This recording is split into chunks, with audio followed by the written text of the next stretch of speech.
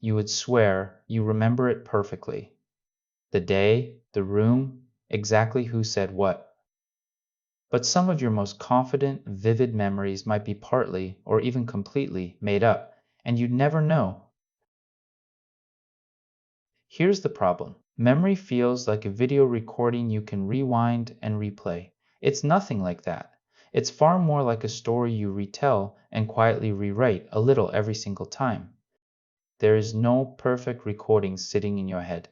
Each time you remember something, you actively rebuild the whole scene from scattered fragments stored all over your brain.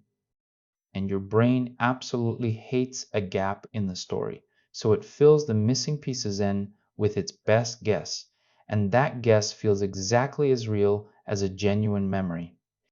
In the 1970s, psychologist Elizabeth Loftus proved just how easily memory bends. In one famous study, people watched a film of a car crash. Afterward, she asked how fast the cars were going, but she changed one word.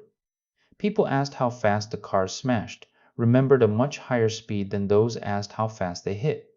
One word rewrote the memory. It got stranger. A week later, the people who heard the word smashed were far more likely to remember seeing broken glass at the scene. There was no broken glass. Their brains invented it. This is the misinformation effect. A single leading question can quietly slip a brand new detail into your memory, and from then on, you genuinely believe you saw it yourself. Now think about a courtroom. A confident eyewitness pointing across the room is incredibly convincing to a jury and disturbingly often completely wrong. DNA evidence has now freed hundreds of wrongly convicted people. The majority had been put away by sincere, certain eyewitnesses who simply remembered the wrong face. Loftus went further. She showed she could plant entire fake memories. With a little suggestion, adults vividly recalled being lost in a shopping mall as a child, something that never actually happened.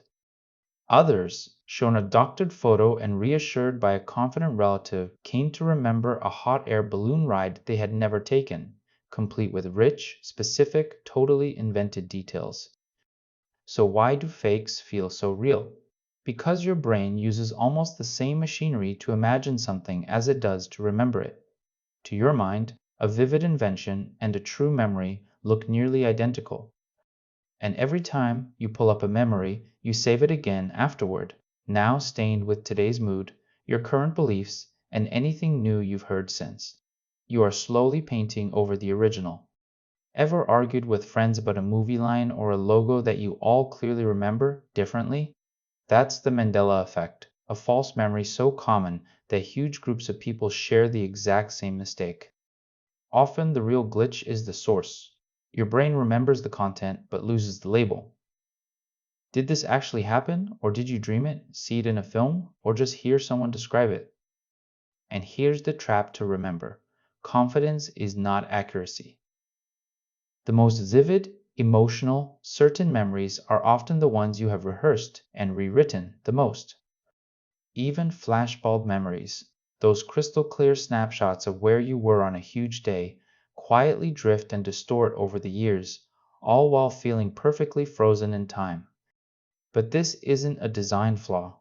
A flexible, editable memory is exactly what lets you learn new things, update old beliefs, and even imagine the future. Memory is clay, not stone, on purpose. So how do you protect the truth? First, write important things down soon after they happen.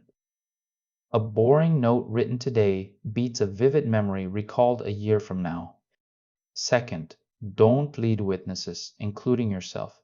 Every time you retell a story with a better punchline, you risk saving that upgraded version as the real one. Keep it plain. And third, hold your memories a little more humbly. Try saying, I remember it this way, instead of this is exactly what happened. That small humility is closer to the truth. Because your memory was never a vault. It's a storyteller, brilliant, useful, and quietly making things up.